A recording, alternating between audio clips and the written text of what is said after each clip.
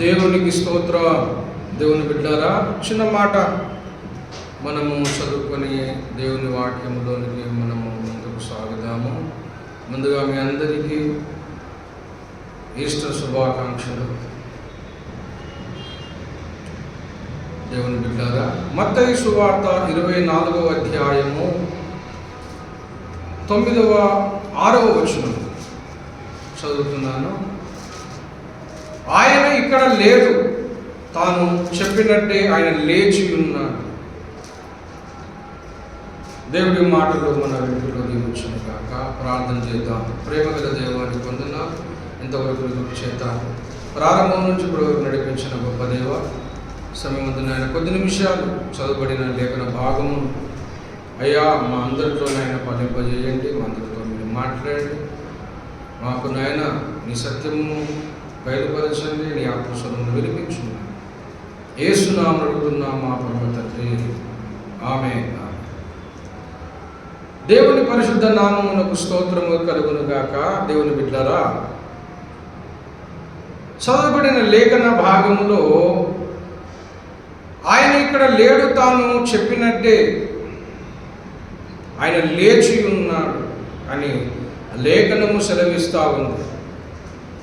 యేసు ప్రభుల వారు పునరుద్ధానమైన ఈ అద్భుతమైన దినమున ప్రపంచమంతా జరుపుకుంటున్నారు. దేవుని బిడ్డ, యేసు ప్రభుల వారు లేచాడని, యేసు ప్రభుల వారు లేచాడని ప్రపంచమంతా కూడా పండుగ చేసుకుంటుంది. ఈ ఈస్టర్ దినమున ప్రపంచమంతా పండుగ చేసుకుంటుంది. ఆయన తిరిగి లేచిన దినము, పునరుద్ధాన దినం. దేవుని బిడ్డలారా, ప్రతి ఆదివారము మాకు పండుగనే. ప్రతి ఆదివారము పండుగ రోజే. ఎందుకంటే మా ప్రభు పునరుద్ధానమైన దినము ఆదివారం దినం.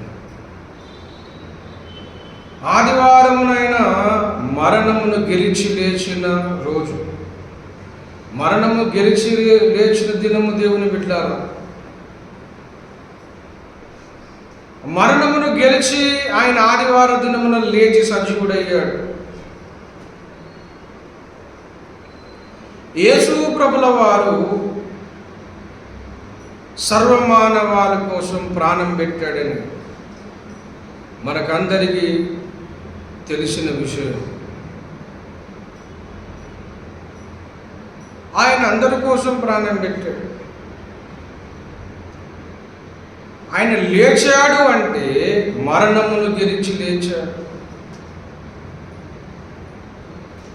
దేవుని బిడ్డలారా, ఆయన మరణాన్ని గెలిచి లేచాడు.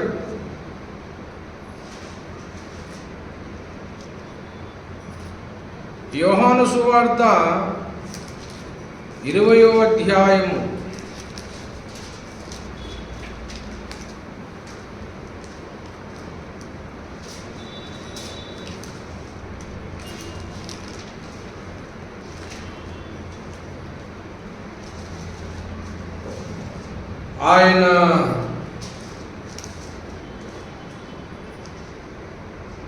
20వ అధ్యాయములో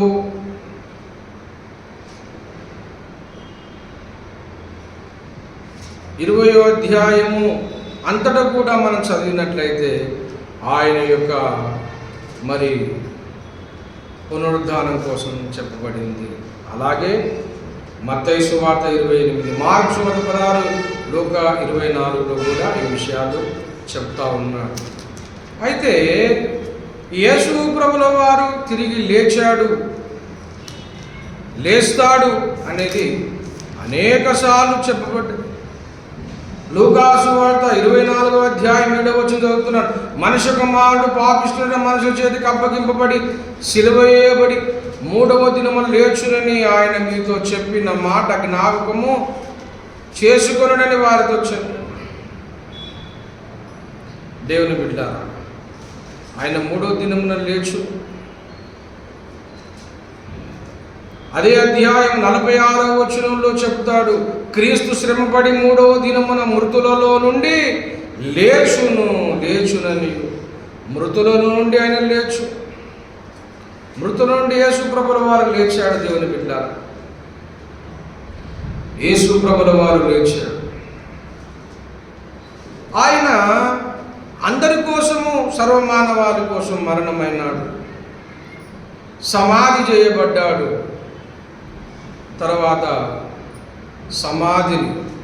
సమాధిలో 3 దినములు ఉండి 3వ దినమున మళ్ళీ ఆయన పునరుద్ధానంగా అయ్యాడు. ఆయన 3వ దినాన పునరుద్ధానమైన విషయాన్ని బట్టి ఇక్కడ కొంతమంది స్త్రీలు సమాధి వద్దకు పోయినట్టుగా చూస్తూ ఉన్నాం. మత్తయి సువార్త 28 మొదటి వచనములు అంటాడు, విశ్రాంతి దినం గడిచిన తర్వాత ఆదివారం తెల్లవారుచుండగా మగ్దలిని మరియు వేరొక మరియు సమాధి వద్దకు సమాధిని చూడవచ్చిరి. ఇదిగో ప్రభుదూత పరలోకం దిగి వచ్చి రాయి పొల్లించి దాని మీద నుండి అప్పుడు మహాభూకంపము కలిగిన ఆ దూత స్వరూపమును మెరుపువలె ఉండెను. దేవుని బిడ్డలారా, కొంతమంది స్త్రీలు వచ్చారు. అక్కడ చూసేసరికి ప్రభు అక్కడ లేడు.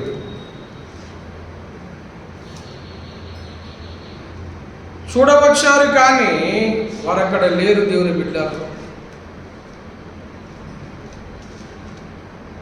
ఆయనకు సుగంధ ద్రవ్యములు పూస్తామని వాళ్ళందరూ కూడా, మరి స్త్రీలందరూ కూడా సమాధి వద్దకు వచ్చినట్లు చూస్తూ ఉన్నారు. అక్కడ ఆయన లేడు. దేవుని బిడ్డలారా,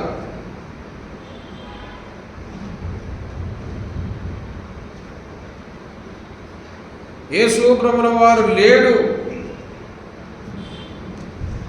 కదా.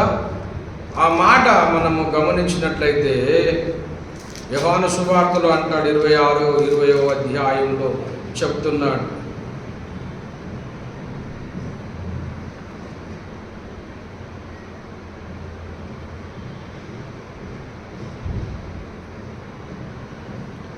అధ్యాయం 1వ వచనంలో, ఆదివారం ఇంకొను చీకటి ఉండగా మగ్దలిని మరియు పెందలకాడ సమాధి వద్దకు వచ్చి సమాధి మీద నుండి రాయి తీయుట చూచెను.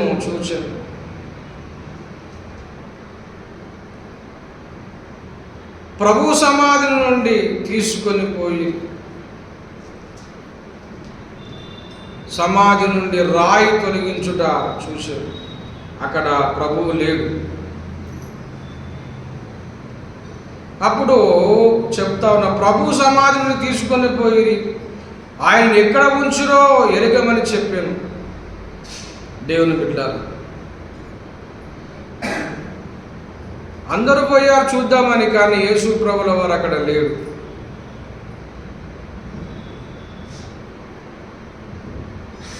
అయితే 12వ వచనం, తెల్లని వస్త్రం ధరించిన 2 దేవదూతలు యేసు దేహం ఉంచబడిన స్థలంలో తల వైపున ఒకడు, కాల వైపున ఒకడును కూర్చుండుట కనబడేది. వారు, అమ్మా ఎందుకు ఏడుచుచున్నావని ఆమెను అడగగా, ఆమె నా ప్రభువును ఎవరో ఎత్తుకొని పోయి అని అంటా ఉన్నాడు.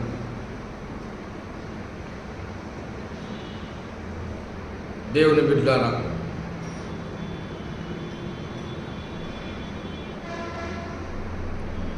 ఆ స్త్రీలు ఏడుస్తూ ఉన్నారు.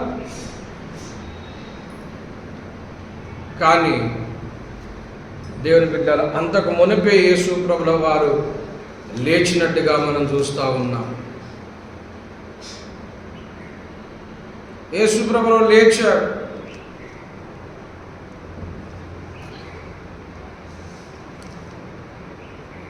యేసయ్య లేచాడు. దేవుని బిడ్డలారా,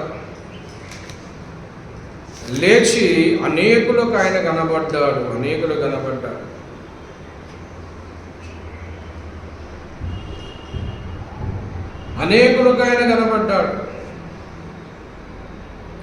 లూకా సువార్తలో కూడా ఈ మాటలు చెప్పబడుతూ ఉన్నాయి.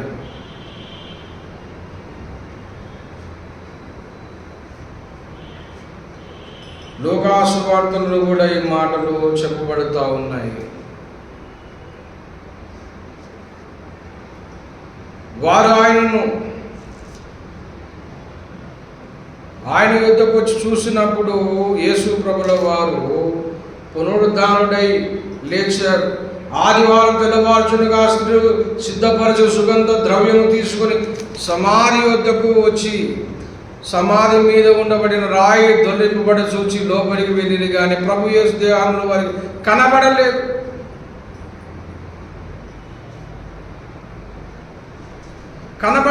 యేసు ప్రభుల వారు లేచేసాడు. అప్పటికి ఎప్పుడైతే వీరు సమాధి గారికి వచ్చారో అప్పటికే యేసు ప్రభువు లేచాడు. దేవుని బిడ్డలారా, అప్పుడు జరుగుతున్న విషయాన్ని చెప్తా ఉన్నాడు. 4వ వచనం, ఇందురు మూచి వారికి ఏమీ తోచక ఉండగా ప్రకాశమైన వస్తువును ధరించిన ఇద్దరు మనుషులు వారి యొద్ద నిలిచి ఉండిరి. వారు భయపడి ముఖములను నేల మోపి ఉండగా, మీరు సజీవుడైన వానిని మీరెందుకు మృతులలో వెతుకుచున్నారు? ఆయన ఇక్కడ లేడు, ఆయన లేచి ఉన్నాడు. ఆయన ఇక గలిలయ నుండి అయినప్పుడు దేవునికి స్తోత్రం కలుగుగాక. ఇక్కడ వాక్యం సెలవిస్తూ ఉంది. దేవుని బిడ్డ, సజీవుడైన వారిని మీరు ఎందుకు మృతులలో వెతుకుచున్నారు? ఆయన ఇక్కడ లేడు, ఆయన లేచి ఉన్నాడు. ఆయన లేచి ఉన్నాడని లేఖనం సెలవిస్తూ ఉంది. దేవుని బిడ్డ, యేసు ప్రభుల వారు లేచాడు. మరణమును గెలిచి యేసు ప్రభుల వారు లేచాడు. దేవుని బిడ్డలారా, కనుక యేసు ప్రభుల వారు మరణమైనాడు, సర్వమానవాళి కోసం సమాధి చేయబడ్డాడు. మళ్ళీ 3వ దినమున ఆయన లేస్తాడని లేఖనములు చెప్పినట్లుగా ఆయన లేచాడని లేఖనమే సెలవిస్తాడు. లేఖనాలు చెప్పినట్లు ఆయన లేచాడు అని వాక్యము సెలవిస్తూ ఉంది. దేవుని బిడ్డ,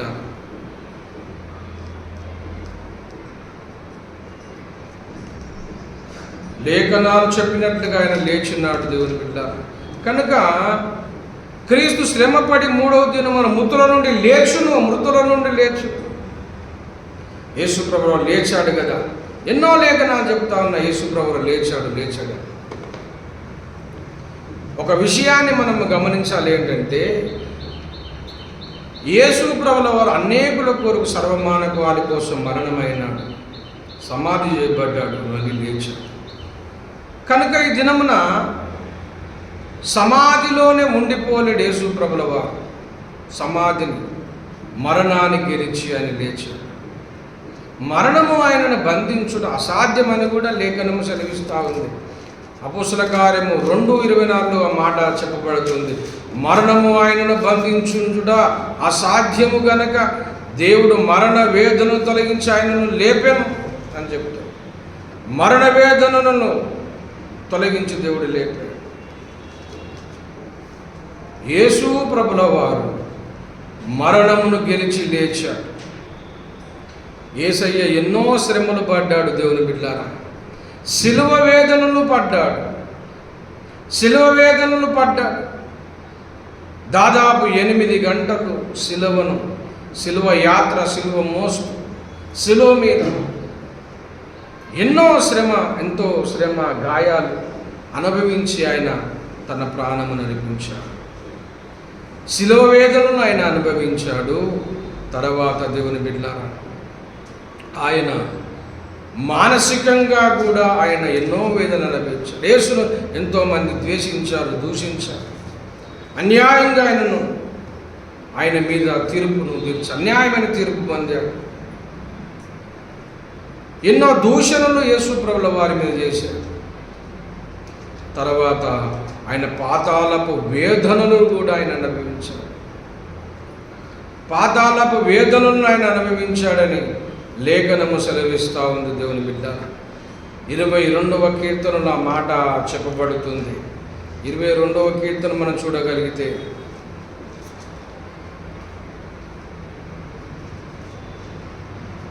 రెండవ కీర్తన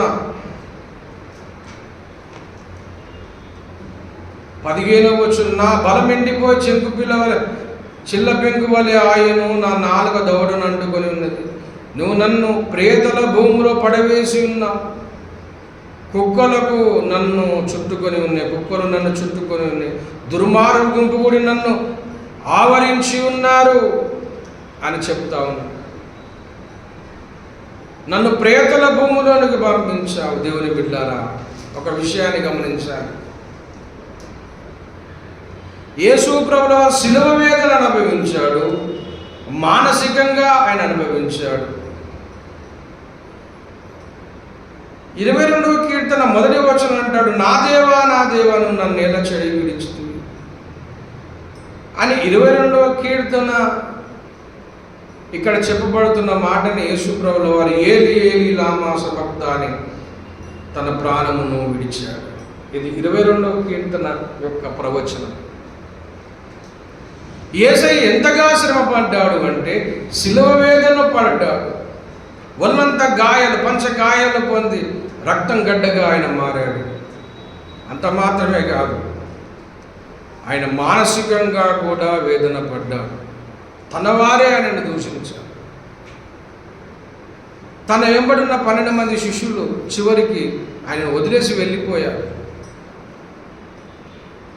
మానసికంగా ఆయన ఎంతో వేదన పడ్డాడు. తర్వాత పాతాళపులో కూడా ఆయన ఎంతో వేదన పడ్డాడు. పాతాళపు శక్తులు ఆయనను బంధిద్దామని. దేవుని బిడ్డ, యేసు ప్రభువు వారి శిలువ మరణము తర్వాత సమాధి చేయబడ్డాడు. ఆ సమాధిలో గొప్ప పోరాటం జరిగింది. పాతాళపు శక్తులు యేసు ప్రభువు వారితో పోరాడుతూ ఉన్నాయి. ఆయనను బంధిద్దాము, ఆయన మరణం గెలిచి లేవకుండా ఆయన బంధిద్దామని సాతాను శక్తులు, పాతాళపు శక్తులు ఆయనను పట్టుకున్నాయి. యేసు ప్రభువు వారు మరణాన్ని గెలిచి లేవకపోతే ఆయన శిలువకు విలువ ఉండదు, ఆయన శ్రమకు విలువ ఉండదు. అయితే ఆయన మరణం గెలవకుండా ఉండాలి, ఆయన సజీవుడు కాకూడదు, సమాధిలోనే ఉండిపోవాలని చెప్పి పాతాళపు శక్తులు ఆయన పట్టుకొని పీడిస్తూ ఉన్నాయి. ఎంత పోరాడాడు అంటే యేసు ప్రభుల వారు శిలువ వేదనను అనుభవించాడు, మానసికమైన వేదనను అనుభవించాడు. తర్వాత పాతాళపు శక్తులతో కూడా పాతాళపు సమూహంతో ఆయన పోరాడాడు. ఇన్ని శక్తులతో పోరాడు దేవుడు చేయి విడిచాడు. దేవుడేమో చేయి విడిచాడు. శిలువ వేదనలు పడుతున్నాడు, మానసిక వేదనలు పడుతున్నాడు. తర్వాత పాతాళ శక్తులతో పోరాడుతున్నాడు. ఇన్ని శక్తులతో పోరాడాడు. అవి బంధిద్దామనుకున్న ఈయన మరణానికి గెలవవద్దు, ఈయన సమాధి నుండి ఉండిపోవాలి. ఎప్పుడైతే యేసు ప్రభువు వారు మరణాన్ని గెలవకుండా అందులోనే ఉండిపోతాడో ఈయన శిలువ యజ్ఞము ఫెయిల్ అయిపోతుంది. శిలువ యజ్ఞము మరి ప్రయోజనకరంగా ఉండదు. ఆయన మరణాన్ని గెలిచినప్పుడే ఆయన నీతిమంతుడని, ఆయన పరిశుద్ధుడని నిరూపింపబడుతుంది. ఆయన పాపము లేనివాడుగా నిరూపింపబడుతుంది.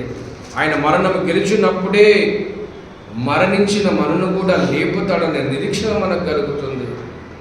కనుక దేవుని బిడ్డలారా, యేసు ప్రభుల వారు సమాధిలో ఎంతో పోరాడు, శక్తులతో పాతాళ శక్తులు పోరాడు. అయినా అవన్నీ కూడా ఆయన బంధించుట అసాధ్యమైంది. మరణం ఆయన బంధించుట అసాధ్యం కనుక మరణ వేదనలను ఆయన తొలగించి ఆయన లేపాడు అన్నాడు కదా. అపోస్తల కార్యం 2:24 ఏమన్నాడు? దేవుడు ఆయనను లేపెను కదా.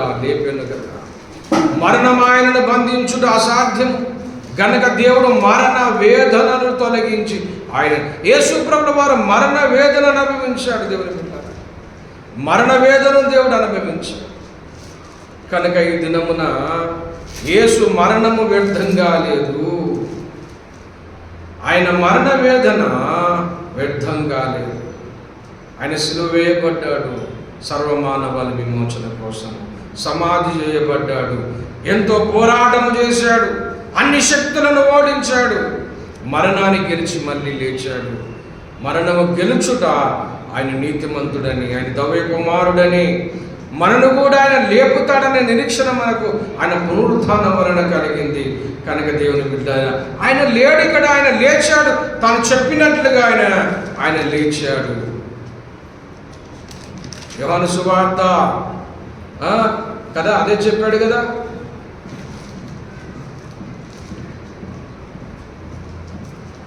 తాను చెప్పినట్లుగా ఆయన లేచాడు అని లేఖనం సెలవిస్తుంది. కనుక దేవుని బిడ్డల ఈ దినమున యేసు ప్రభువు లేచినవాడు, ఆయన ఇక్కడ లేడు, తాను చెప్పినట్లుగా ఆయన లేచి ఉన్నాడని లేఖనం సెలవిస్తూ ఉంది. ఆయన మృతులలో మనం వెతకొద్దు, ఆయన లేచినాడు. యేసయ్య లేవడం మనకు ఆశీర్వాదం, యేసయ్య లేవడము సర్వ మానవాళికి నిరీక్షణ. యేసుని నమ్మగలిగితే మనం ఈ దినమున మనం మరణించిన తిరిగి లేస్తామనే నిరీక్షణ మనకు కలుగుతుంది. మరణించి తిరిగి లేచిన వాడు యేసు ప్రభుల వారు, మరణాన్ని గెలిచి లేచిన వాడు యేసు ప్రభుల వారు. మరణము యేసు ప్రభులను బంధించలేదు, మరణ వేదనను అనుభవించి మరణాన్ని గెలిచి ప్రభు యేసయ్య లేచాడు. కనుక ఈ దినమున మనకు ఎంతో పండుగ, ఆశీర్వాదము, ఆనందము, సంతోషము. దేవుని బిడ్డారా, ఆయనది విశ్వాసం ఉంచితే నువ్వు మరణించిన మరి తిరిగి లేస్తావు. ఆయనలాగా మరణించి తిరిగి లేచిన వాడు చరిత్రలో ఎవరు లేరు. అన్ని సమాధులు మూయబడి ఉన్నాయి, యేసయ్య సమాధి కూడా తెరవబడి ఉంది. ఎందుకు తెలుసా? ఆయన అక్కడ లేడు, తాను చెప్పినట్లుగా లేచాడు. యేసయ్య లేచాడు దేవుని బిడ్డారా. కనుక దీనివల్ల మనం ఎంతో ధైర్యంతో, ఎంతో విశ్వాసంతో మనము మన జీవితయాత్ర ముందుకు సాగవచ్చు. ఈ సువార్త, ఆయన మరణము, పునరుద్ధాన సువార్త అనేకులకు మనం చాటాలి. ఆయన మరణమును, ఆయన పునరుద్ధానము అనేకులకు చాటువారుగా ఉండాలి.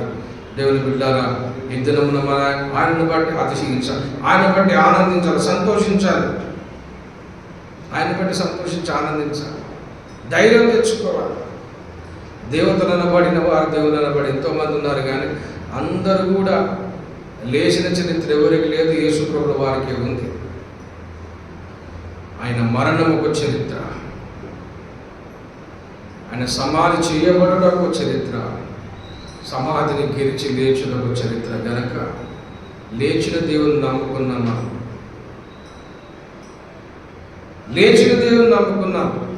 సమాధిలో ఉండిపోయిన వారిని కాదు మనం మొక్కేది, సమాధిలో ఉన్నవారిని మనం మొక్కడం లేదు, సమాధి గెలిచిన వారిని లేచిన చరిత్ర పురుషుని మనం ఈ దినమును ఆరాధిస్తున్నాము. కనుక మనము సంతోషిస్తూ, ఆనందిస్తూ మన జీవిత యాత్రలో ముందుకు సాగాలి. ఏ విషయంలో చింతపడకుండా ఆయన లేచాడు, మనను కూడా లేపుతాడు. ఆయన మనను కూడా లేపుతాడు. ఆయన రెండవసారి రాబోతున్నాడు. అప్పుడు మనం కూడా మృతులైన వారు మొదలు లేస్తారు, తర్వాత సజీవమైన మనం ఆయనతో కూడా మేఘములందు ఎత్తబడతాం.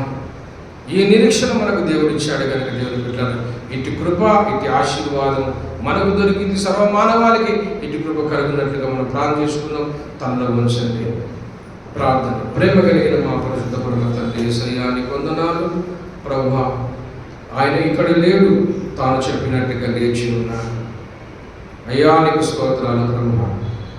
లేఖనాలు చెప్పినట్లుగా నువ్వు శిలువ మరణమును పొందావు, లేఖనాలు చెప్పినట్టుగా సమాధి చేయబడ్డావు, లేఖనాలు చెప్పినట్టుగా మళ్ళీ లేచావు తండ్రి.